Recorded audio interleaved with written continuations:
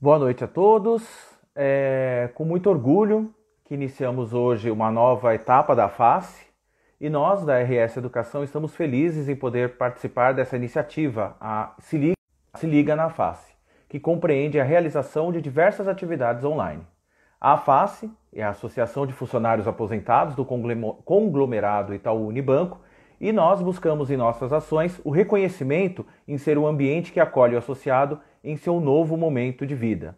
E hoje o nosso ambiente é o virtual. Eu sou o professor Eduardo Castro, da RS Educação, e hoje na live nós temos como convidado o Guilherme Cosme, que é psicólogo e vai falar para nós sobre a nossa temática, que é como viver na quarentena. Nosso tema é como viver na quarentena, né, com uma boa saúde mental. Então, o Guilherme já deve estar entrando aqui na live. Assim que o Guilherme entrar,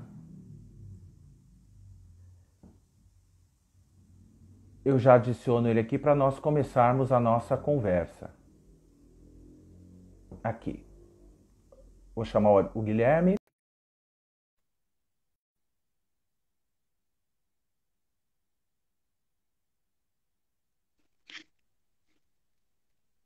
Olá, Guilherme, boa noite. Boa noite, Eduardo. Tudo bem contigo?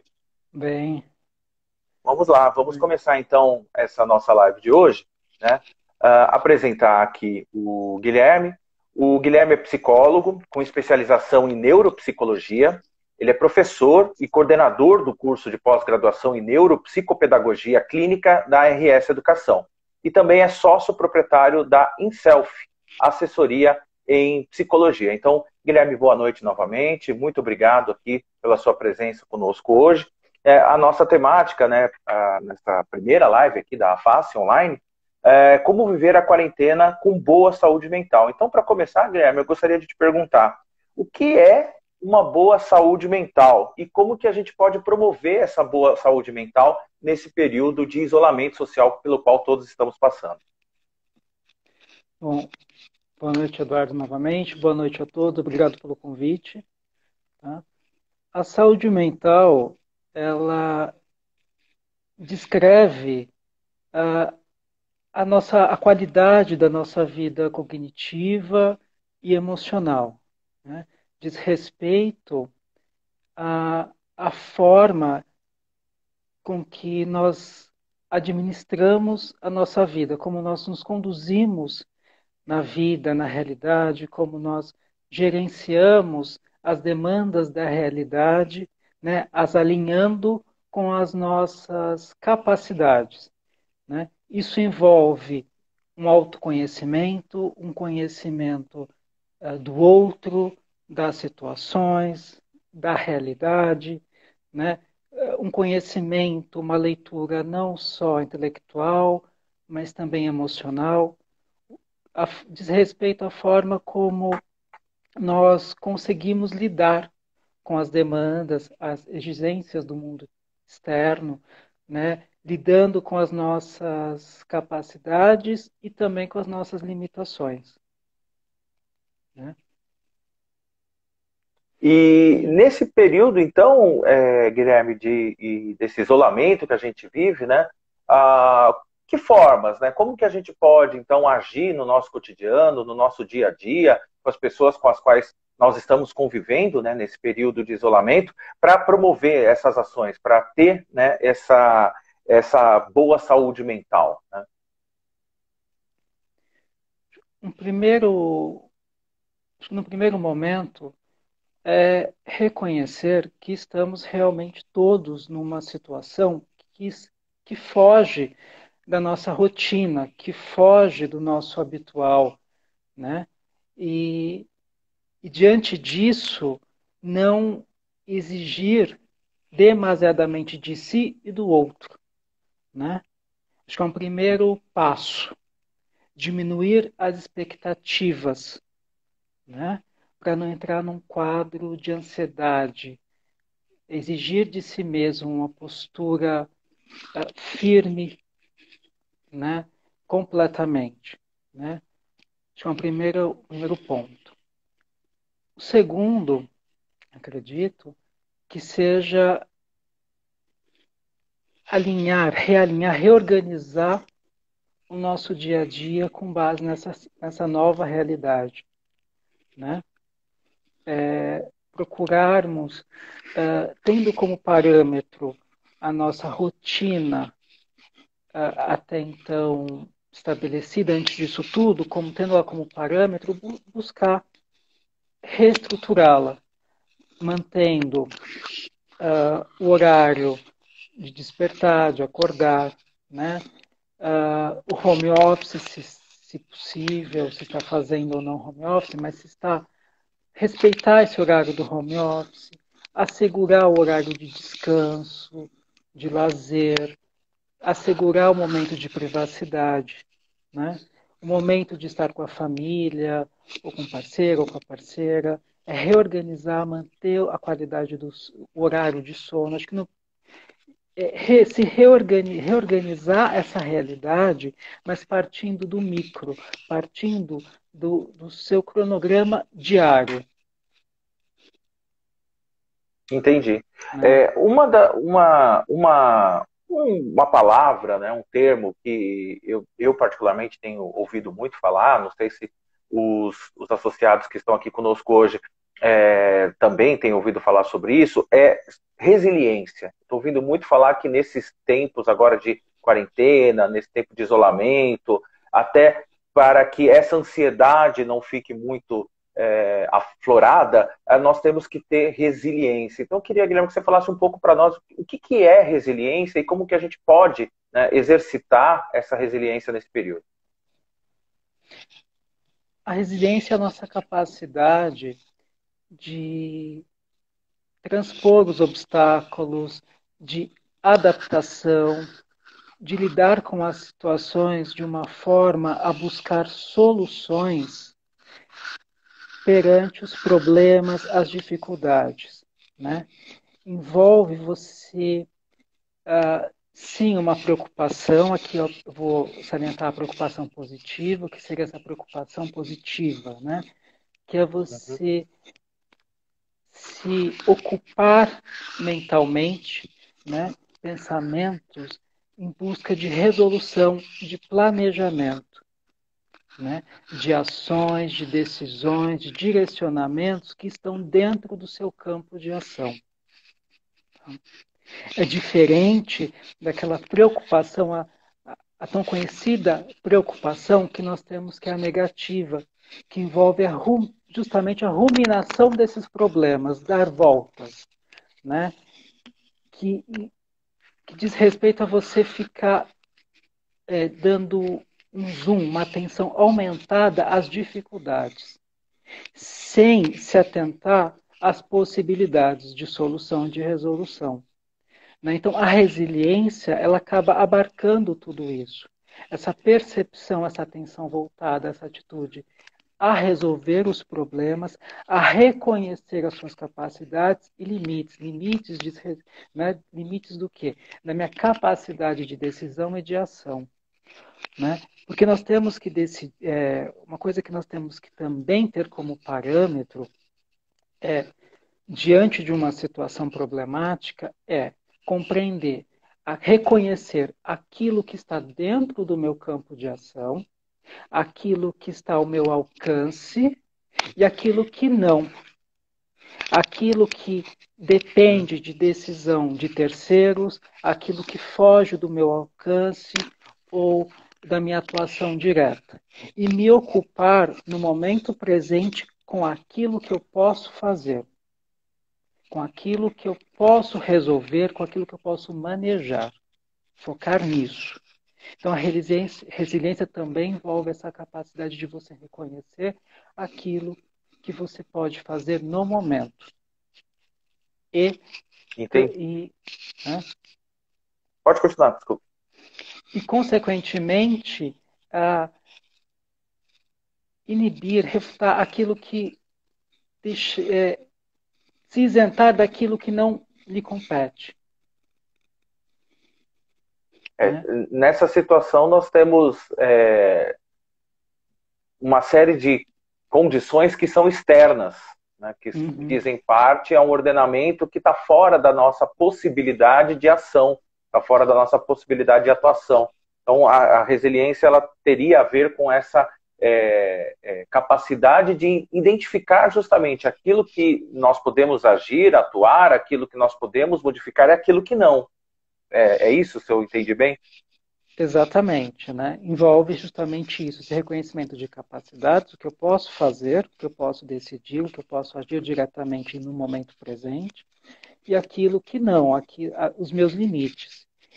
Embasado e reconhecendo os meus limites, aquilo que eu tenho que confiar ao outro ou esperar, né? Ter uma atitude de resignação, né? E aquilo que eu posso fazer, o que me impede é justamente eu não ter o auxílio. Então, também envolve você pedir ajuda, né? Buscar meios, parcerias para resolver um problema.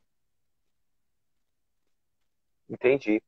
E, Guilherme, nesse momento que todos nós estamos nesse período de isolamento, estamos em casa, nós temos uma limitação, né, nas atividades que nós fazemos, nós temos uma limitação do contato, né, do contato presencial físico, predominantemente com as pessoas que convivem conosco dentro da nossa casa.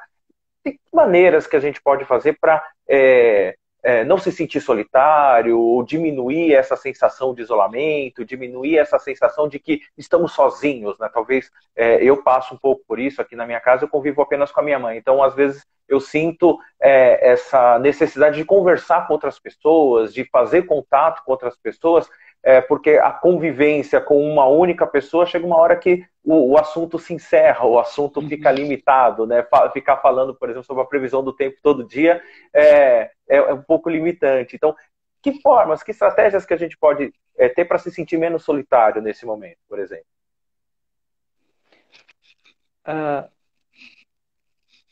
Um dos recursos, né? Nós temos vários recursos, aí nós temos a tecnologia ao nosso favor, né? Nós temos meios de comunicação que nos possibilitam nos aproximarmos das pessoas que estão distantes, né? Virtualmente. Então, isso na prática se daria através de contatos telefônicos, videochamadas, audiochamadas, mensagens de texto com amigos, demais familiares, pessoas que você tem uma afinidade, que você tem o hábito de ter um convívio e que foi rompido por essa condição do isolamento, né? O isolamento, lembrando, ele é físico, né? Esse isolamento, ele não é virtual, não é emocional, né? Então nós temos a tecnologia ao nosso favor, né? Então, datas importantes, por exemplo, como aniversário, comemorações, ser feitas remotamente, através de videoconferências, manter esse contato, essas trocas. Entendi. E isso, desde aplicativos, né, de videoconferência que são possíveis, ou até mesmo uma chamada telefônica, né, uma ligação, né, pelo telefone convencional também pode ajudar, né, a ter um contato, né, com o mundo externo. Né, esse nosso contato crônico com a tecnologia faz com que acabamos focando só no que aquilo que é mais sofisticado, né? A videochamada, e às vezes acabamos perdendo o foco do mais simples, né? Então, a pessoa que ela não é tão familiarizada com a tecnologia, com os aplicativos, com as plataformas, ou que não gosta mesmo, ou não tem possibilidade, temos aí a chamada telefônica, né? Até os smartphones, né? Que com tantos recursos, a gente acaba esquecendo que é um celular que é capaz de fazer uma chamada, né? Exatamente, exatamente. Muitas vezes a gente fica usando as ferramentas online, as ferramentas que são disponíveis pela internet, os aplicativos, quando que o celular ele tem a função chamada telefônica, né? E essa chamada ela pode ser é feita de diferentes maneiras. Aqui, o Eduardo ele acabou de colocar uma questão que no final nós vamos ver aqui as questões de todos e colocar, mas essa questão acho que a gente já pode, eu já vou fazer, Guilherme, porque acho que se relaciona com isso que nós estamos falando nesse momento, as notícias, né? O que eu acho que tem a ver com a questão da resiliência. A gente recebe notícias negativas todos os dias, né?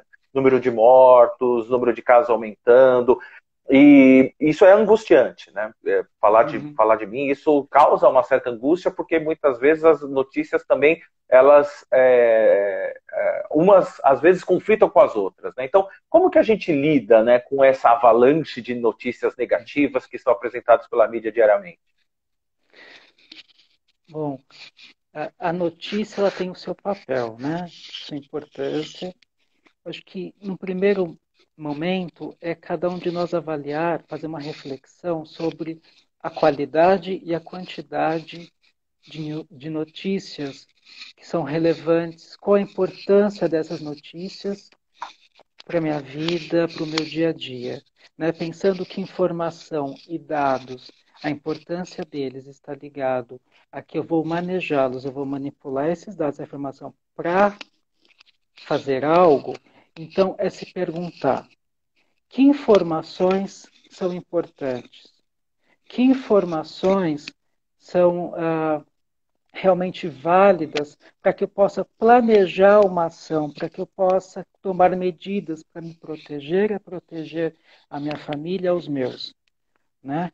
E separar aquelas que realmente não vêm a acrescentar, que vêm somente para aumentar a minha ansiedade, aumentar um quadro de insegurança, né? Então, isso em prática, né?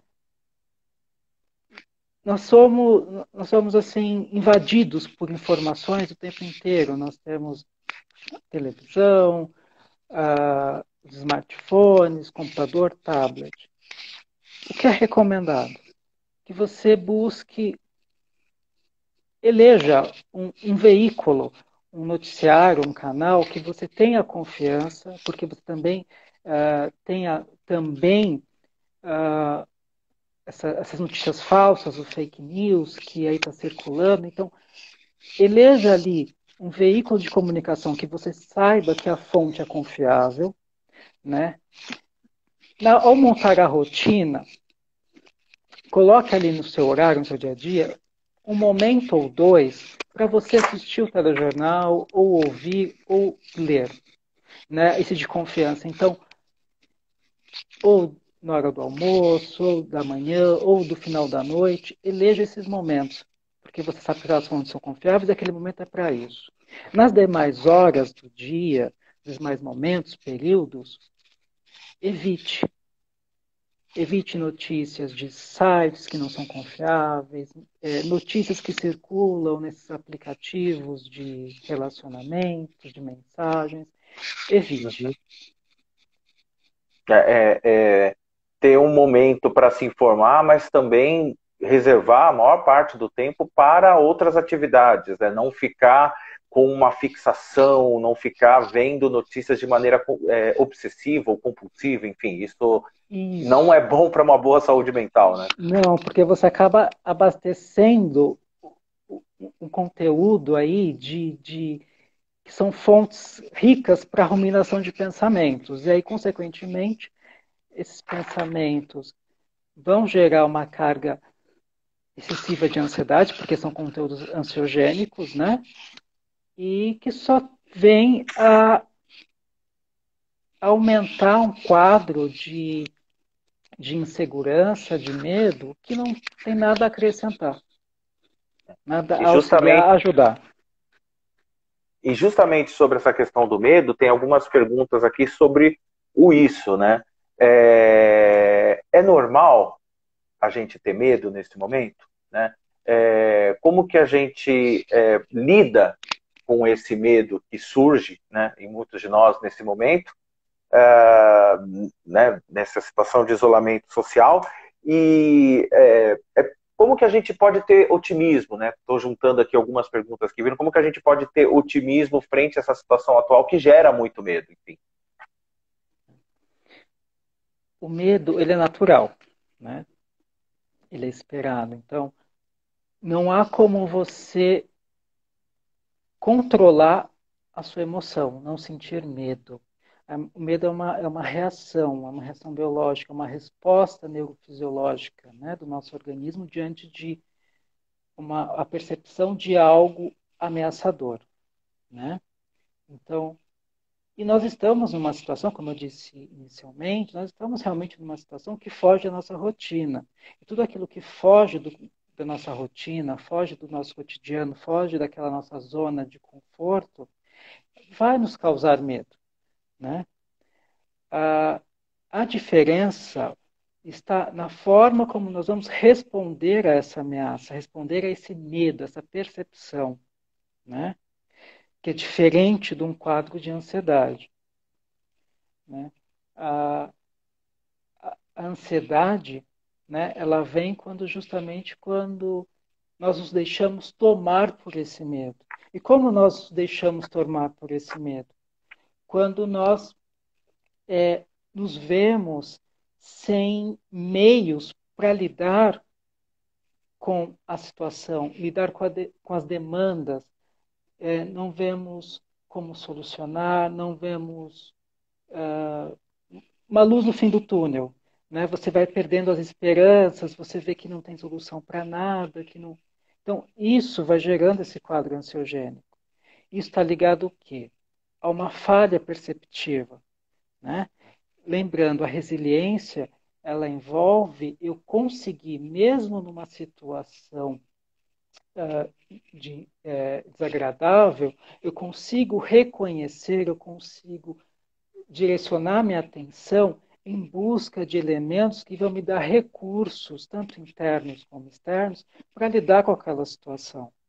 Né? Uma pessoa que se deixa tomar pelo medo, e aí vai entrar num quadro de ansiedade, ela não consegue, ela tem dificuldade de ajustar essa percepção.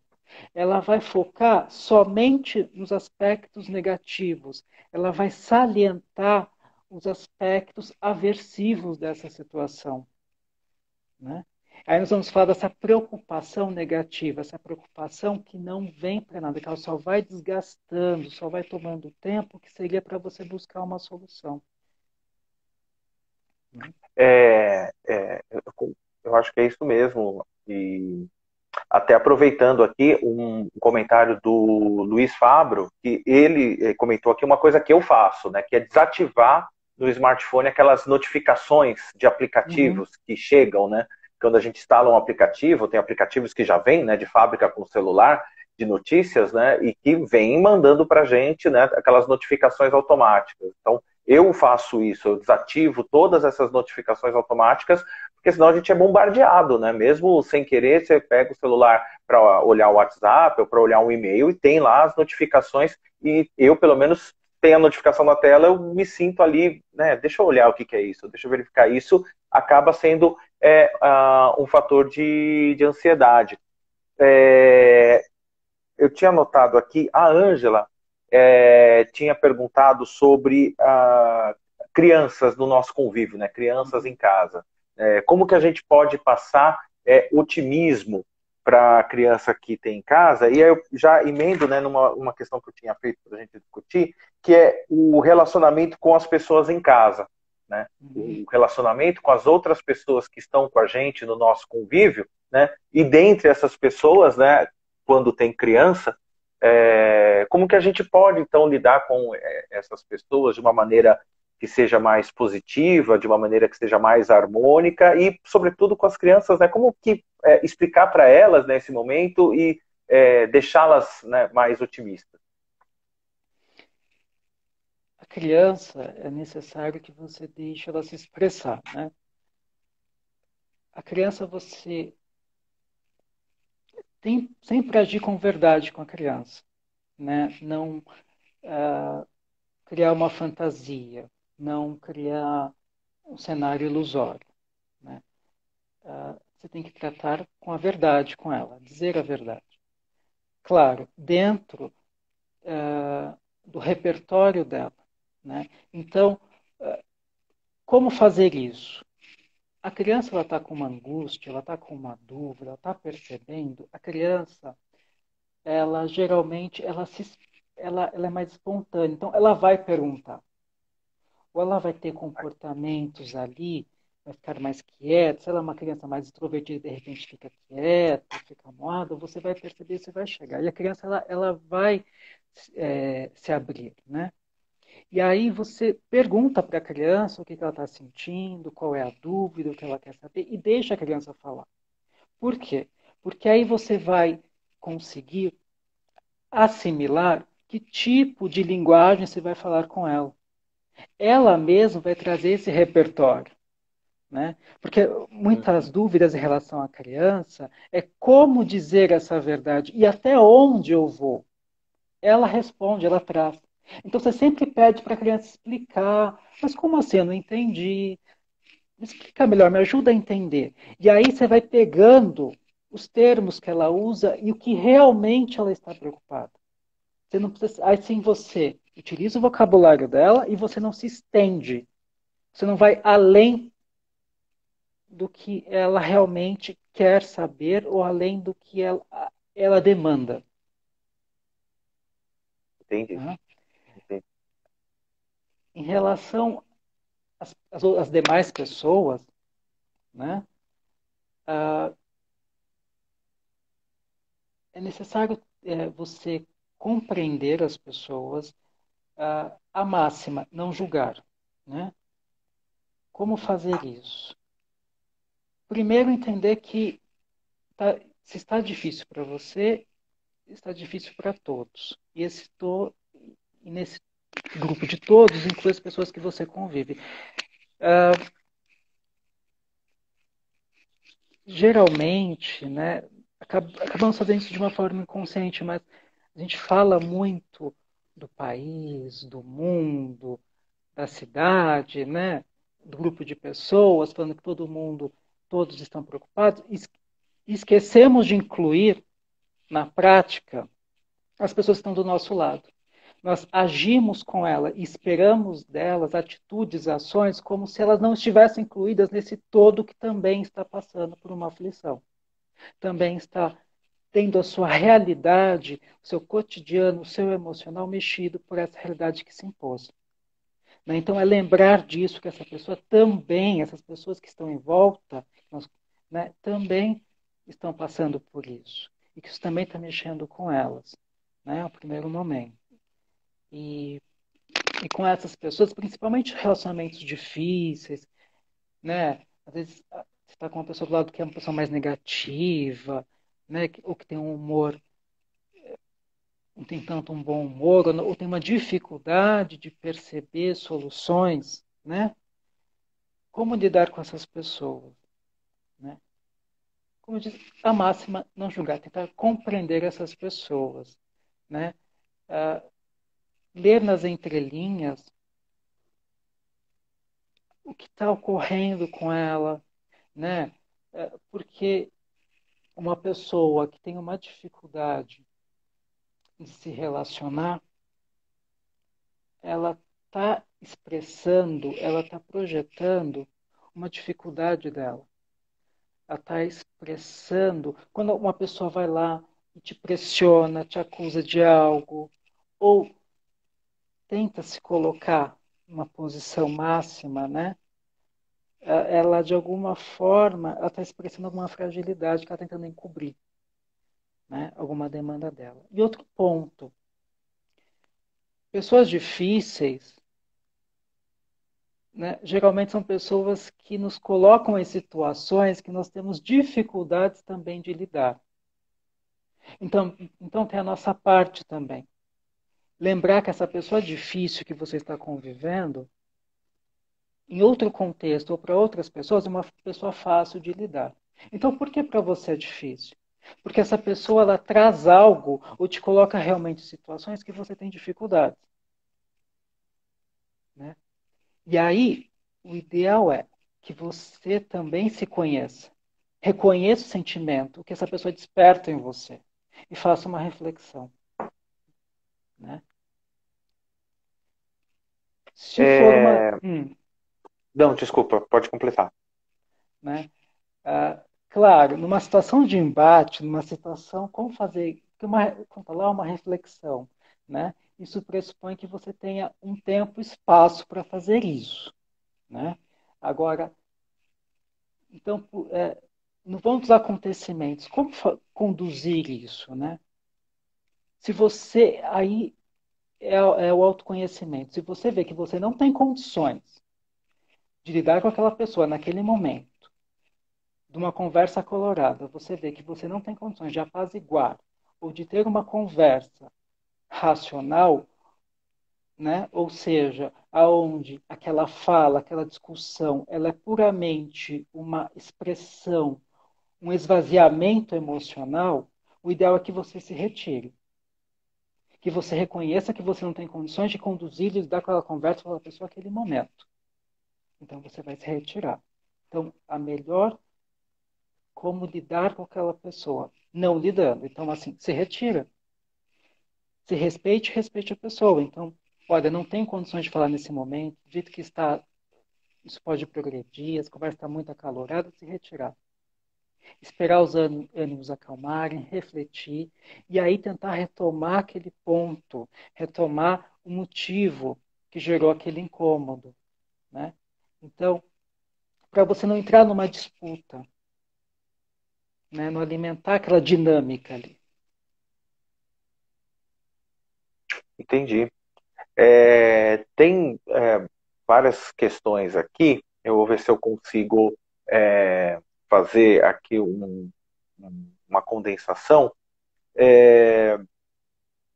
A Rosângela, ela está aqui colocando que da questão da dificuldade para dormir, né?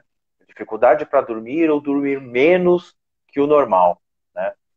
E ela pergunta, né, o que podemos fazer para minimizar esse problema, né? E eu acredito que tem a ver com o que o Deodato coloca, né, que as nossas emoções estão sendo atacadas, ele usa esse termo, né, as emoções estão sendo atacadas com violência, né, e aí ele vai aqui até, né, fazer uma crítica à mídia, a forma como a mídia está colocando isso, né, e o que a gente pode fazer, né, para nesse sentido. E o José Guimar fala da questão da meditação, né? Pergunta se a meditação pode ajudar. Então,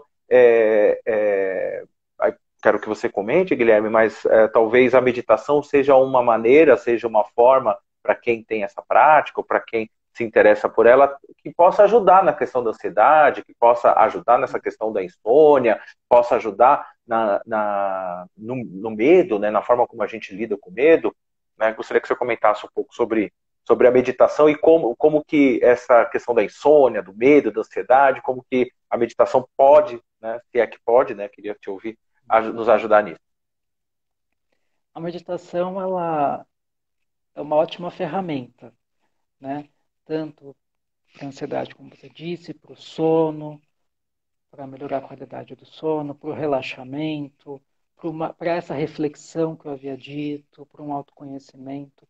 E principalmente nesse momento, ela está tendo uma aderência maior, né? Ela já vinha caminhando, né, para isso. Então, você tem a meditação, você tem o mindfulness, que parte da meditação, né?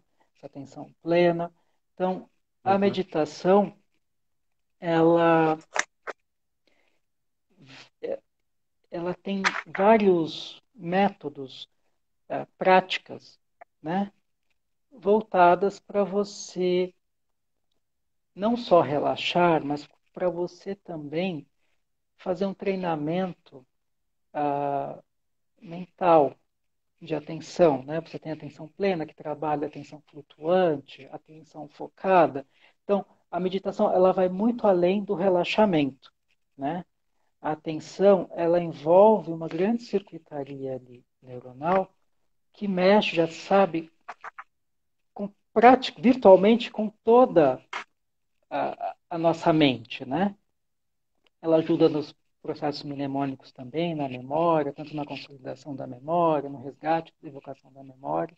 E aí você tem práticas diversas, né? Para quem está iniciando, eu aconselho as meditações guiadas, né? Você tem aplicativos hoje, você tem vídeos, né? Canais, né? Voltados para fazer essa meditação guiada, né? Que auxiliam nesse processo. Aí você tem várias técnicas, mas ela vai ajudar sim, tanto no foco da atenção, nos tipos de atenção, né? Como também no relaxamento. Né? Para cada objetivo você tem técnicas específicas de meditação. E aí você também tem o mindfulness, né? Que parte da meditação. Alguns comentários aqui associados sobre o exercício físico, né? O exercício físico, claro que nesse momento a gente está com algumas limitações, né, das possibilidades, né? Muita gente que mora em condomínios, que tem academia nos condomínios, são fechados, enfim, mas dentro das possibilidades aí de apartamento, casa, né, quem tem quintal, etc. Imagino eu que o exercício físico é algo que possa ajudar bastante também nisso, né? E a Ângela está colocando aqui que alguns exercícios simples, como respirar, funcionam muito bem, né? A prática da respiração, né? A respiração consciente, né? O que na yoga chama de pranayama, né? Tem aí uma função também bastante importante, interessante para alívio da ansiedade e de outras coisas mais, né? Então, aí complementando o que a Angela está dizendo aqui, além do respirar, né, se você recomenda algum outro exercício que seja fácil e rotineiro para diminuir a ansiedade. Acho que aquilo que você comentou, né, tem aplicativos, tem muitos vídeos, isso que você comentou do mindfulness, não sei se, Guilherme, de repente valeria a pena falar um pouquinho mais sobre o que é esse mindfulness, como que a gente pode se apropriar dessa técnica, não sei se eu posso chamar de técnica. É uma ciência, ela, a mindfulness, você tem o núcleo de mindfulness na Unifesp aqui, né? Que trabalha com estudos, com aplicação. Mindfulness, ele vai se nutrir da psicologia budista, né, da meditação, e vai, através de comprovações científicas, criar técnicas específicas de atenção, de relaxamento, da respiração, né? A respiração, nós temos a respiração diafragmática, que auxilia bastante na redução da ansiedade, no relaxamento, né? Uhum. Que também são técnicas que você tem acesso através de vídeos, de aplicativos, respiração diafragmática, para quem estiver interessado, vão buscar também, né? Então, mindfulness é, é o viés, né, científico da meditação, né, que se desliga do aspecto religioso ligado à meditação budista, tá? Então, a respiração, ela auxilia. Nós temos a respiração, como disse, diafragmática, que auxilia. Então, relaxamento. E até associando com a prática da meditação, yoga também é uma modalidade de atividade física. Às vezes a pessoa não tem condições de fazer um exercício de força ou aeróbico, até pelo espaço físico. Você tem yoga, você tem alongamento, né? Modalidades que são espacialmente viáveis em locais pequenos, Uhum. tá? Que podem ser, que são associados à respiração e à meditação também. Então dá para você associar essas três vias. Que aí você vai pegar o aspecto do relaxamento, do exercício físico, a qualidade de vida, são atividades ansiolíticas, né? Ou seja, vão diminuir a ansiedade e que vão, consequentemente, auxiliar também na promoção do sono, da qualidade do sono. Né? E aí, já vou indo para o sono, né? É algo também que está sendo muito afetado, né? O sono. Até mesmo porque em casa, né, você associa celular ao bem-estar, né? Associa a, ao relaxamento, a você poder ficar mais à vontade. E nisso você vai assistir TV, maratona séries, filmes, aí você acaba também a alimentação, desregulando a alimentação, até mesmo pela questão de buscar um conforto, você acaba consumindo alimentos que prejudicam também a qualidade do sono, por exemplo, doces, né? E aí tudo isso vai se somando e aí você tem o resultado disso, o sono prejudicado. Né? Então, como melhorar a qualidade do sono? Né? Então, a rotina, ter um horário para dormir, sim, tá? Ter uma rotina estabelecida para o sono também. Cuidados com a alimentação, né? Evitar alimentos pesados, alimentos hipercalóricos próximos ao horário de sono. Você tem a cafeína, né? Tem nutrólogos que recomendam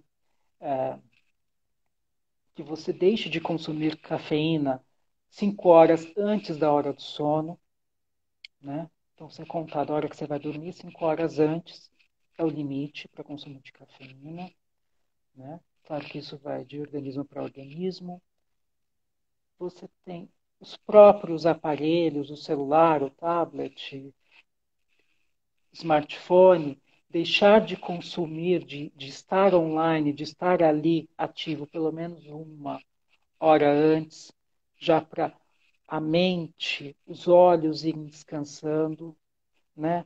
Você também tem, agora você tem muito aplicativo que você pode instalar, de luz azul, filtro de luz azul, porque já sabe que a luz azul ela interfere também na qualidade do sono, entre outras áreas também, outras funções, né? Então, você tem o filtro de luz azul, né? Então, tomar medidas que a gente chama de higiene do sono, fazer higiene do sono. Entendi, é extremamente importante mesmo essa coisa do filtro de luz azul.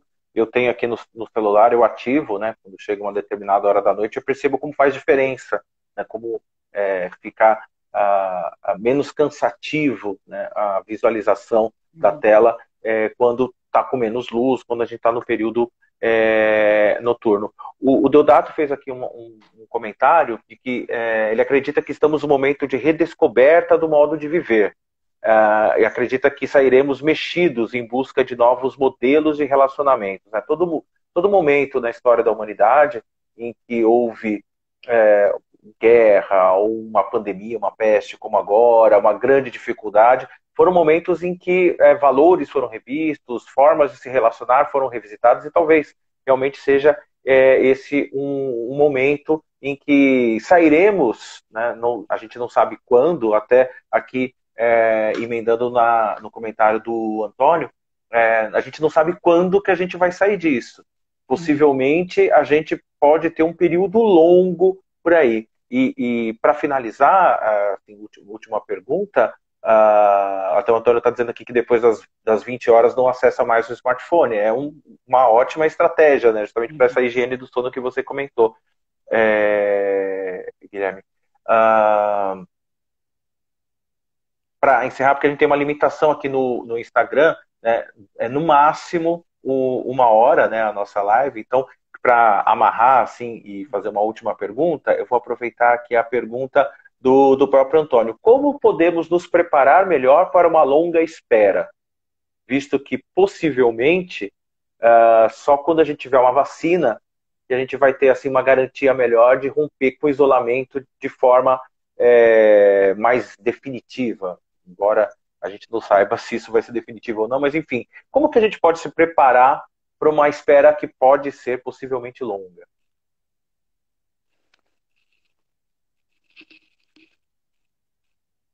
Nesse sentido, já mudar até mesmo a forma de mudar a forma de visualizar esse período, né? Não ver como uma espera, né? Mas ver como uma fase, uma novo momento dentro do nosso percurso, né, da nossa história, né, tanto global como pessoal. Né?